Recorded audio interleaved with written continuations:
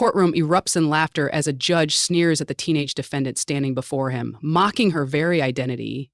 The girl, young, confident, and unshaken, doesn't flinch.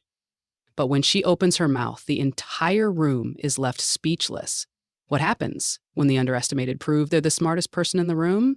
Let us know in the comments section below. Charlotte Charlie Brooks stood tall, her shoulders squared in the middle of the courtroom. The fluorescent lights buzzed overhead, reflecting off the polished wooden benches filled with spectators, some murmuring under their breath, others openly smirking at her. She had been through this before, not the courtroom, but the stares, the whispers, the judgment. It was an old, tired story. People saw a transgender woman and thought they knew everything about her. She ran a hand through her short, platinum blonde hair, a habit she had picked up when she was nervous. The cuffs on her wrists had been removed, but she could still feel the cold weight of them pressing against her skin like a phantom reminder. She was 19 years old, a proud trans woman, and despite the system being stacked against her, she refused to let them see her break. The courtroom was suffocating in its stillness. The judge, Judge Richard Calloway, an older man with deep lines etched into his face, peered down at her over his reading glasses. His lips curled into something between a smirk and a scowl. So, let me get this straight. He paused, and there was a low chuckle from the spectators. Charlie knew where this was going. She braced herself. You expect me to believe that you, a young lady, his voice dripped with sarcasm, lingering on the word like it was an inside joke meant for everyone but her, were not the one behind the wheel of that stolen vehicle, even after resisting arrest? Charlie clenched her fists at her sides. She could feel the heat crawling up her neck, but she had spent years building up resistance to these moments. She wasn't about to crack now. With all due respect, Your Honor, she said, her voice steady, if you actually listened to the facts of this case instead of making assumptions about me, you'd realize I didn't steal anything. A hushed silence fell over the room. She wasn't backing down. The prosecutor, a stiff-looking woman in a gray suit, cleared her throat and adjusted her glasses. Your Honor, the state is prepared to present irrefutable evidence that the defendant, she shot Charlie a glance, her voice thick with condescension, was found near the scene of the crime, attempted to flee, and has no clear alibi for her whereabouts during the time of the theft. Charlie exhaled sharply through her nose. This was how it always went, wasn't it? She had seen it before, read about it, watched it happen. If you were different, trans, poor, young, without connections, you were already guilty in their eyes. It didn't matter what the truth was. Her court-appointed lawyer, Mr. Davis, leaned in and whispered, Charlie, let me do the talking. But Charlie knew he wasn't fighting for her, not really. He was just another cog in the machine, pushing cases along, collecting his paycheck, moving on. Your Honor, Charlie said, stepping forward, ignoring the way Mr. Davis sucked in a breath beside her. If the prosecution is so certain of my guilt, then I'd like to know why the arresting officer, Officer Reynolds, wasn't actually on duty at the time of the alleged crime. The room shifted. Judge Calloway squinted at her. Excuse me? Charlie tilted her head. The arrest report states that Officer Reynolds was responding to a crime in progress, but according to police records, he had already clocked out for the day nearly 45 minutes before the alleged theft took place. So I'd like to ask, was this an official arrest, or just some off-duty cop trying to be a hero? The prosecutor's face froze. A murmur rippled through the gallery. Judge Calloway's smirk faltered, if only for a second. He shuffled through some papers on his desk, buying time. Charlie didn't wait. She had the floor now. Additionally, she continued, the car's owner never actually filed a stolen vehicle report. That's odd, don't you think? The prosecutor looked to her assistant, flipping through notes, scanning for something, anything to refute what Charlie had just said. Judge Calloway tapped his gavel once, irritation flashing across his face. Ms. Brooks, are you attempting to argue your own defense? Charlie smiled for the first time since walking into this courtroom. I suppose that depends on how well my actual defense attorney plans on doing his job. A chuckle escaped from somewhere in the room, whether it was mocking or impressed. She didn't care. For the first time since she had been arrested, Charlie felt it. Control. This wasn't over, not even close. The tension in the courtroom thickened, stretching into a silence so sharp it felt like the air itself was cutting into the moment. Charlie refused to shrink. She had spent most of her life walking into spaces that weren't built for her. Bathrooms, locker rooms, classrooms, doctor's offices. Courtrooms were no different. People looked at her and saw what they wanted to see, not who she actually was. But she had learned how to make them listen.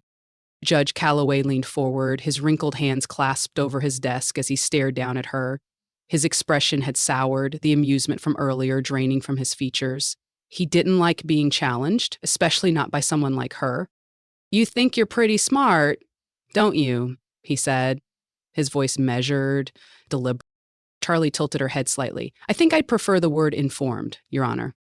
A couple people in the gallery snickered, but the judge wasn't amused. He exhaled loudly, lifting his gavel just enough to tap it against the desk. A warning. "Let's get one thing straight, Miss Brooks," he said, stretching out her last name like it was unfamiliar on his tongue.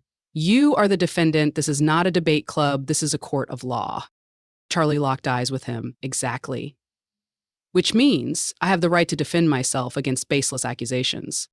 The judge's eyes flickered with something annoyance, maybe, or something deeper, something harder to pin down. He glanced over at Mr. Davis, her supposed defense attorney, who was now shifting uncomfortably in his chair, flipping through his notes like they contained an escape route. "I'm trying to protect you," Mr. Davis hissed under his breath, leaning toward her. "Just sit back and let me handle this." Charlie had heard that line before. She had heard it from her parents when she came out at 16, and they told her it was safer to just wait a few more years before transitioning. She had heard it from her high school principal when students started harassing her and she was told to just ignore it. She had heard it from the cops when she was arrested, their eyes filled with thinly veiled contempt as they told her she was lucky things weren't worse. She had never once been protected by anyone who said those words. Charlie straightened in her seat, keeping her voice low but firm. "If you really wanted to protect me, Mr. Davis, you'd be doing your job." Mr. Davis's face reddened, but she didn't care. The prosecutor cleared her throat, adjusting the papers in front of her. "Your Honor, while the defendant is clearly enjoying the theatrics of this moment, I'd like to redirect the court's attention to the facts. The police found Miss Brooks near the scene of the crime, attempting to flee." Charlie rolled her eyes. "I wasn't fleeing, I was walking home. Or do you expect me to believe that any trans woman walking at night is automatically suspicious?" The prosecutor didn't flinch, but Charlie saw the flicker of discomfort in her expression. She had pushed the right button. Judge Calloway leaned back in his chair and folded his hands over his stomach. "Whether or not you were just walking home, Miss Brooks, the fact remains that you were found near a stolen vehicle, and according to the arresting officer, you became belligerent when questioned." Charlie let out a short laugh, shaking her head. "You mean I asked why I was being stopped? That's belligerent now?" The judge's expression darkened. "You refuse to cooperate." "I refuse to be harassed," Charlie shot back.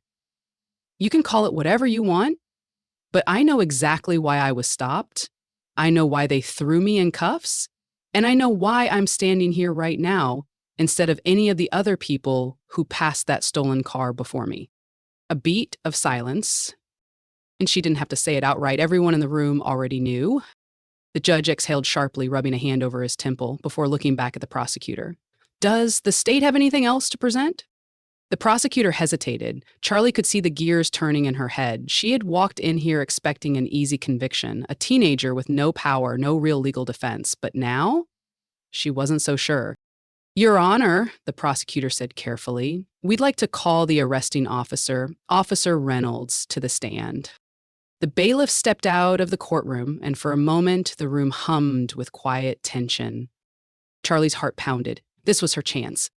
Officer Reynolds entered, walking stiffly toward the witness stand. He was in his late 40s with close-cropped hair and a permanent scowl etched into his face. He had that look, the one that cops got when they thought they were untouchable.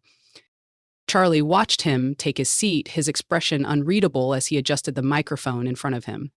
The prosecutor smiled politely. "Officer Reynolds, can you confirm for the court what happened on the night of the arrest?" He cleared his throat. "I was on patrol when I saw the defendant walking near the scene of the crime. When I approached to ask her some questions, she became hostile and uncooperative." Charlie raised a brow but said nothing. "And can you confirm," the prosecutor continued, "that the defendant attempted to leave the scene before you detained her?" "Yes," Randall said, nodding. "She turned away from me and started walking faster. I ordered her to stop. She refused. Charlie let out a slow breath. It was incredible the way he twisted reality just enough to make her look guilty, to frame normal human actions as criminal. The prosecutor nodded. Thank you, Officer Reynolds. No further questions. Judge Calloway turned to Mr. Davis. Defense, your witness. Charlie didn't give her lawyer a chance to fumble through his papers. She leaned forward, locking eyes with Reynolds. Officer, you said you were on patrol that night. Reynolds hesitated, then nodded. That's correct. Charlie tilted her head. Are you aware that your time card shows you clocking out 45 minutes before the crime took place? The room shifted again. A murmur rippled through the gallery. Reynolds' jaw tightened. I wasn't on the clock, but I was still in the area. Charlie let that hang in the air. She didn't need to say it out loud. Everyone in that courtroom had already drawn the conclusion for themselves. She folded her arms. So you weren't actually on patrol, you were just following me. Reynolds' face reddened. Judge Calloway straightened in his seat. Miss Brooks, keep your questions relevant to the case. Charlie smiled. Oh, I think they're very relevant, Your Honor. The judge didn't respond, but for the first time, Charlie could see something in his expression that she hadn't before. The doubt. She had cracked something open. Now she just had to push harder. The courtroom held its breath. Charlie could feel the shift. The moment of uncertainty where power teetered, where things could fall in her favor if she just pushed a little harder. She had spent her entire life in spaces that didn't believe she belonged, in rooms where she was constantly being questioned, being examined, being told she wasn't who she said she was. This courtroom was no different, except this time she had the tools to fight back. Officer Reynolds clenched his jaw, the muscles in his face tightening like he was trying to hold himself together. She had him cornered. Charlie's voice was even but sharp. Officer, if you weren't officially on patrol, why did you detain me? Reynolds straightened in his chair, shifting uncomfortably. I was acting within my rights as a law enforcement officer to investigate suspicious activity. She raised her brow. Suspicious activity? You mean me walking home? Reynolds hesitated, his eyes flicking to the judge. She was near the stolen vehicle.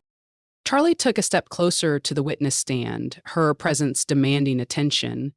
So were about a dozen other people that night. But I don't see them sitting in this defendant's chair. Why me? Judge Calloway tapped his gavel lightly, his patience wearing thin. Ms. Brooks, keep your questions relevant to the case? Charlie turned her head toward him, and for the first time she saw it, he wasn't just annoyed anymore. He was uncomfortable.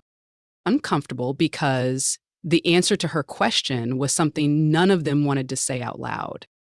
She looked back at Reynolds, her voice softer but no less sharp. Was it because I'm transgender? A collective shift rippled through the room. The prosecutor sat up straighter. Mr. Davis sucked in a breath beside her, probably wishing she'd let this go. But she wouldn't. She couldn't. Reynolds scowled. I don't. Charlie cut him off. Because, let's be real, officer, I wasn't doing anything illegal. I was minding my own business, walking home, existing. But to you, that was suspicious. Why? Reynolds' face reddened further. He glanced at the prosecutor for help, but she was silent. This was his mess to clean up. Judge Calloway exhaled sharply. Miss Brooks, enough. We're here to determine your role in the theft, not to discuss.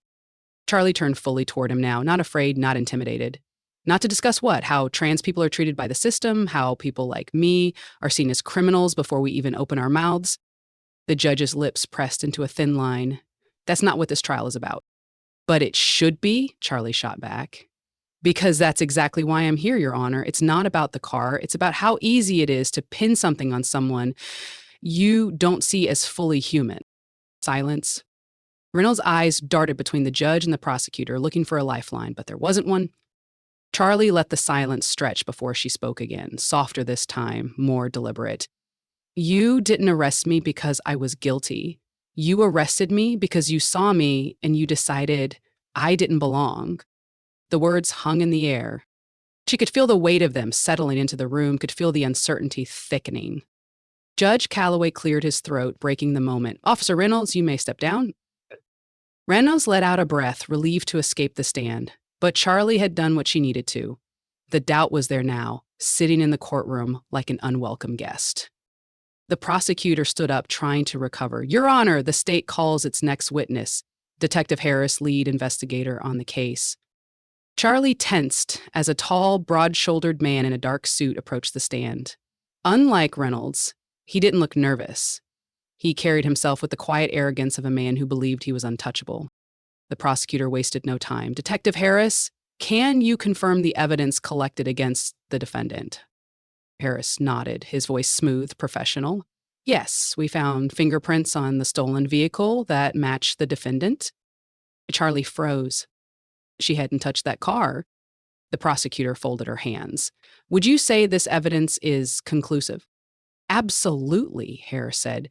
There's no other explanation for how the defendant's fingerprints would have ended up on the vehicle. Charlie's pulse pounded in her ears. They were framing her. She turned to Mr. Davis, who looked just as stunned as she felt.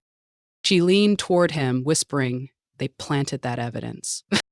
Mr. Davis swallowed, his face pale. I don't know. Maybe there's another explanation. Charlie's hands clenched into fists. Of course he didn't want to see it. He wasn't the one sitting on trial. Judge Calloway turned to her lawyer. Defense, do you have any questions? Mr. Davis hesitated. Charlie didn't. She stood before he could stop her. Detective Harris, when were these fingerprints collected? Harris barely looked at her. The morning after the theft. And who handled the vehicle before that? Harris shrugged. Standard processing. We dusted for prints once the car was brought in. Charlie's heart slammed against her ribs. She had spent years reading about cases like this. Cases where people like her, people who didn't fit into society's neatly defined boxes, were framed, set up, erased. She squared her shoulders. So, you're telling me that a car parked in a public space was only checked for my fingerprints? Not the owners, not any of the cops who handled it, not any of the other people who walked past it. Harris hesitated. We prioritized the most relevant prints. Charlie let out a slow, humorless laugh. You prioritized me. The prosecutor opened her mouth, but Charlie wasn't done. Where's the video footage, she asked. The street had cameras, right? Can you show me a single piece of footage that proves I even touched that car? Harris blinked. Charlie knew what that meant. They had nothing. The courtroom shifted again. Judge Calloway's gaze flicked to the prosecutor. Does the state have footage? A pause. The prosecutor's jaw tightened. There were technical difficulties with the footage. Charlie exhaled. There it was. The lie. She turned toward the judge, her voice steady. So let me get this straight. My fingerprints magically appeared on a car I never touched, and the only footage that could prove my innocence, conveniently, doesn't exist? No one spoke. Charlie leaned forward, her voice unwavering. Your Honor, I move for a dismissal, because if this is the best the prosecution has, then there is no case. Judge Calloway stared at her. The cracks in the case were spreading. And Charlie wasn't stopping now. The courtroom was no longer in the state's control. Charlie could feel it, the cracks widening, the foundation shaking. She had spent most of her life navigating a world designed to erase her. A world that tried to tell her who she was, what she was worth. She had never let them win. Judge Calloway exhaled through his nose, his fingers tapping against his desk. Miss Brooks, you are out of line. Charlie didn't even blink. No, Your Honor, I'm finally in the right place. The murmurs in the gallery grew louder. People weren't just watching anymore. They were listening. The prosecutor straightened her papers, trying to regain control. Your Honor, the defense's request for dismissal is premature. We still have evidence to present. Charlie scoffed. You mean more evidence that doesn't exist? Judge Calloway shot her a warning look. Miss Brooks, if you interrupt again... She folded her arms. You'll do what? Hold me in contempt? Go ahead, because this whole trial has been contemptuous. The gallery shifted. A few heads nodded. The judge hesitated just long enough for Charlie to know she had hit something raw. He wasn't just annoyed anymore. He was cornered. The prosecutor cleared her throat, forcing herself back into control. Your Honor, we request a short recess to reassess our case before proceeding. A beat of silence. Charlie's heart pounded. She had them on the ropes. Judge Calloway rubbed his temple.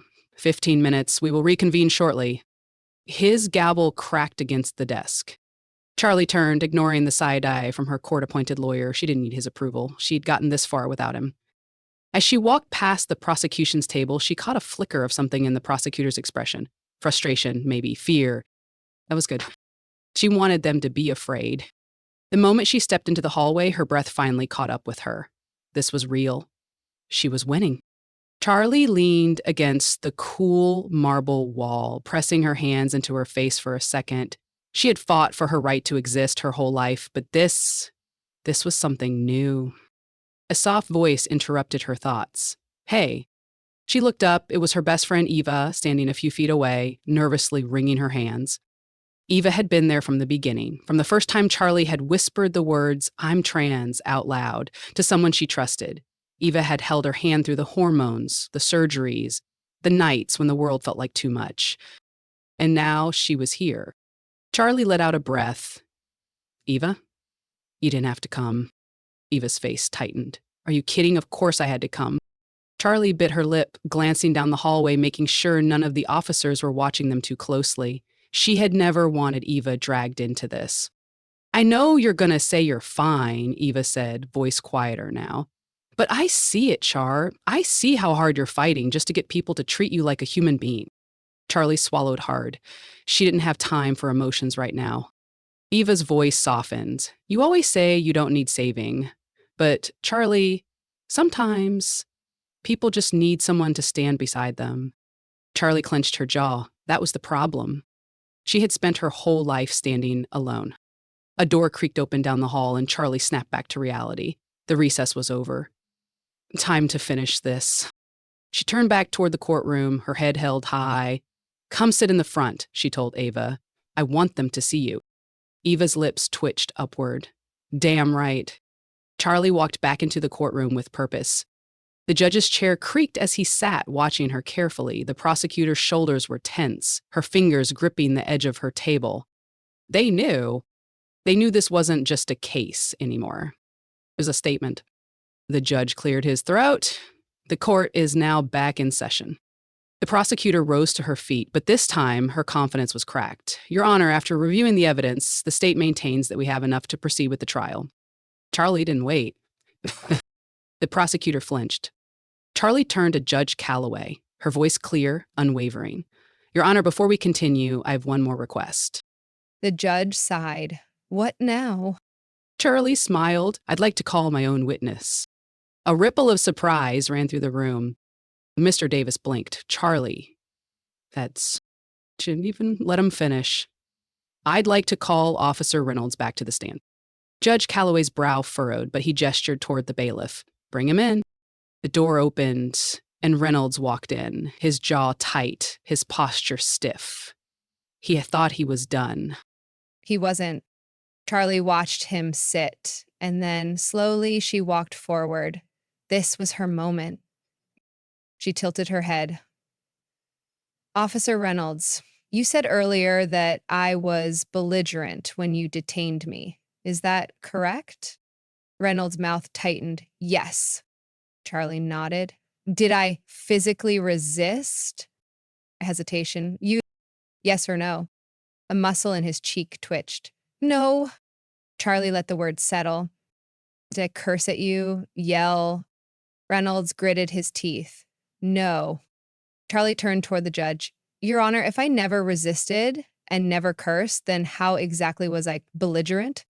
Judge Calloway didn't respond. Charlie turned back to Reynolds. When you detained me, what's the first thing you said to me? Reynolds blinked. What? Charlie leaned forward. Your exact words, officer. What did you say to me? The courtroom was dead silent. Reynolds shifted in his seat. I don't recall. Charlie smiled. I do. She turned to the gallery, her voice ringing through the room. You said a boy like you shouldn't be out this late. A sharp collective inhale. Charlie didn't look away. Did you know I was trans when you stopped me, Officer Reynolds? Reynolds' face went red. Did you assume I was dangerous because of that? The prosecutor stood. Objection. Charlie cut her off. Because that's why I'm here.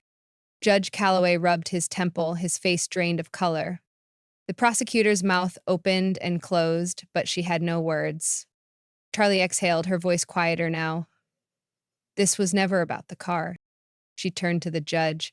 So tell me, Your Honor, how exactly do you justify putting me on trial for existing?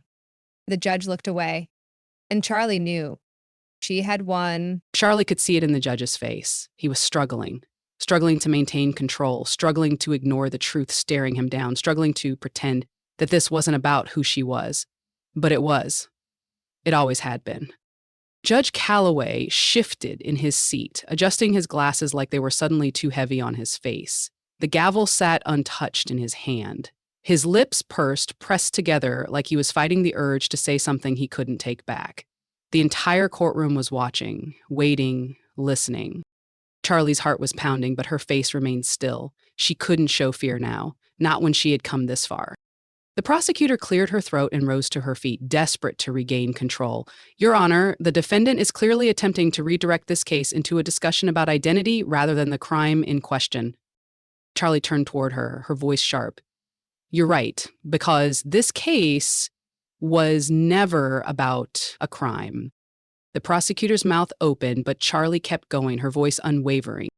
This was about power, about how easy it is to take someone who doesn't fit your version of the world and push them into a box that makes you feel safe. A trans woman, alone at night, walking home. And somehow that was enough to turn me into a suspect. The words hung in the air. The judge finally exhaled, rubbing his temples. His silence was loud. The prosecutor, realizing she was losing, shifted tactics. Your Honor, despite the defendant's attempt to divert attention, we still have evidence that she was near the scene of the crime. Whether or not the officer's statements were biased, the facts remain. Charlie let out a short, humorless laugh. The facts? She turned to face the gallery, addressing everyone now. The fingerprints that were found on the car, collected after multiple officers had already handled the vehicle, the only person the police decided to focus on, me, and the only footage that could have actually proved my innocence, conveniently lost. She turned back to the judge, her voice steady. That's not evidence, that's a cover-up. Murmurs rippled through the gallery. She could hear it now. The shifting, the discomfort, the doubt. Some people had walked in here expecting an open and shut case, but now, they weren't so sure. Judge Calloway leaned back in his chair, silent for a long time. Finally, he sighed. Miss Brooks, if you're implying that this court is intentionally mishandling your case, I suggest you tread carefully. Charlie didn't flinch. And if I'm right? The judge's eyes met hers. For the first time, he didn't look angry. He looked tired. Mr. Davis, her so-called defense attorney, leaned in, whispering urgently, Charlie, let me. She didn't let him finish. No, she said firmly, still looking at the judge. I didn't steal that car. I didn't resist arrest. I was walking home, just existing. But existing as a trans woman in this world is apparently a crime in itself. The judge's jaw tightened.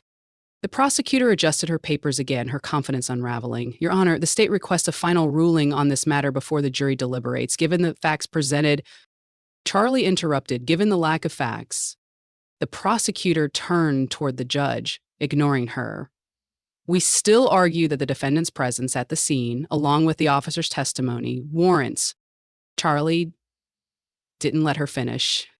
Warrants what? She asked, stepping forward. Warrants my conviction? My criminal record? My ruined life? The judge held up a hand, silencing the room. His eyes flickered to the prosecutor, then to the jury, then finally back to Charlie. He hesitated. Then he turned to the prosecutor. Do you really want to go through with this?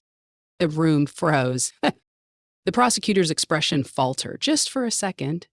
But that second was enough. Charlie felt it, the shift, the turning point. Judge Calloway exhaled, his fingers tightening around his gavel. This case is built on circumstantial evidence. The inconsistencies in the arrest process, the missing footage, the questionable nature of the officer's testimony. It is clear that there is reasonable doubt in this case. Charlie's breath caught. The prosecutor's jaw tensed. Your Honor, he slammed the gavel down.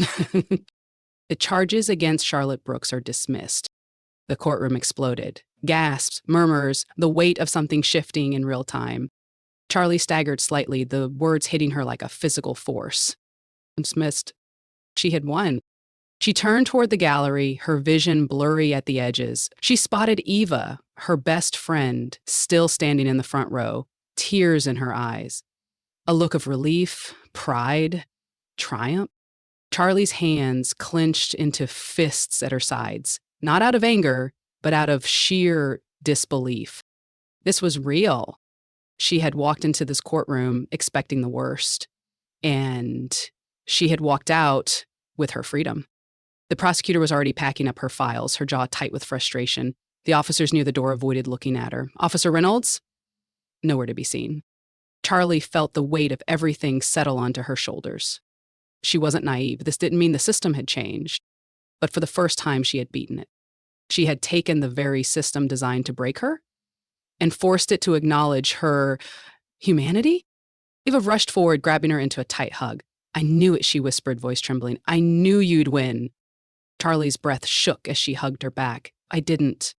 Eva pulled back, her hand still gripping Charlie's shoulders. So what now? Charlie exhaled. What now? For so long, she had been fighting just to survive, but for the first time, she had the chance to do something more. She glanced toward the empty judge's bench, then at the jury, then at the people still staring at her, the trans woman who had just stood up, and won. Charlie squared her shoulders. I think I have a future to plan.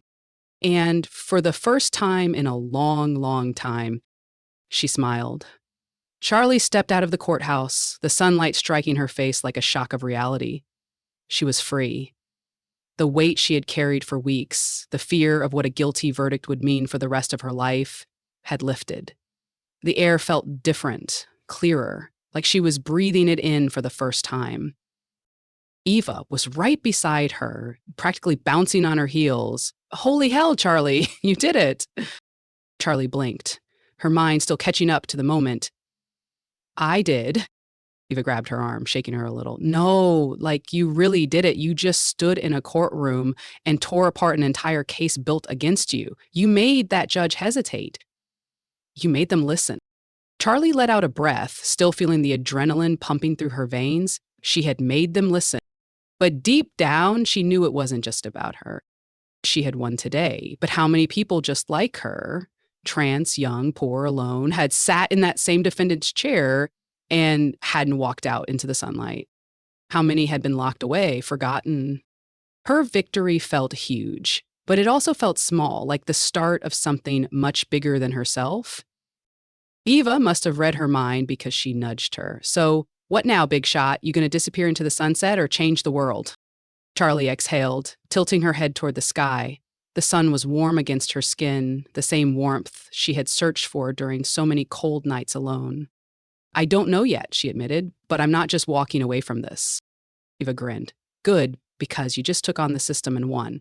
That means you can do it again. Charlie laughed, shaking her head. That was luck. No, Eva said, her voice firm. That was you, and you need to realize that. Charlie swallowed hard. She had spent years feeling like an intruder in her own life, like she was constantly fighting just to exist. And yet here she was, not just existing, but taking up space, forcing people to see her, to hear her.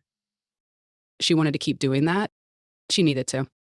The courthouse doors swung open behind them, and a familiar voice called out, hesitant but steady. Charlie? She turned. It was Mr. Davis. Her court-appointed lawyer stood a few feet away, looking at her with an expression she had never seen before. Respect. Charlie folded her arms. I thought you'd be halfway home by now.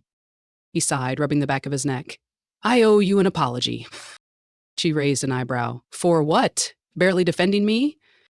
He winced but nodded. Yeah, for that and for doubting you. I walked into that courtroom thinking you were just another kid who got caught up in something bigger than yourself. Charlie tilted her head, and now? Mr. Davis gave her a small, almost reluctant smile. Now I know you're bigger than all of it. That startled her. She had never heard an adult, someone with real power, say that about her. Mr. Davis hesitated. Listen, if you ever decide to pursue law, let me know. I don't say this lightly, but you'd be good at it. Charlie blinked, caught off guard. Me? A lawyer? Eva gasped, dramatically grabbing Charlie's arm. Holy shit! Charlie, that would be perfect. Charlie shook her head, laughing. Hold on. I just got my life back, and you two are already signing me up for another battle? Mr. Davis chuckled, but his expression was serious. You don't have to decide right now, but I meant what I said. You have the kind of mind that could change things. Charlie didn't know what to say to that. For years, she had been told what she couldn't do, that she couldn't be a girl, that she couldn't belong, that she couldn't fight the world and win. And yet, here she was. She looked at Mr. Davis and nodded. I'll think about it. His smile was small, but genuine. Good. He walked away, disappearing down the courthouse steps, leaving Charlie standing there in a life that suddenly had more possibilities than she had ever imagined. Eva grabbed her again. Okay, but seriously, Charlie, you as a lawyer? You'd be terrifying. Charlie smirked. I take that as a compliment. Oh, it is. Charlie let out a breath, staring at the world beyond the courthouse. She had spent so much of her life feeling like it was a place that didn't want her. But today, she had forced it to make room. Maybe she could do more than just survive. Maybe she could fight. Maybe she could change things. And for the first time, she wasn't afraid to try. She turned to Eva, a slow grin spreading across her face. Come on, I owe you food, and I need to figure out what the hell I'm doing with the rest of my life. Eva threw an arm around her shoulder. That's the spirit. As they walked away, Charlie glanced back one last time at the courthouse, at a place that could have swallowed her whole, the place that had almost stolen her future, the place she had walked out of on her own terms. She turned away from it and stepped into the future that belonged to her. And this time, no one was going to take it from her again.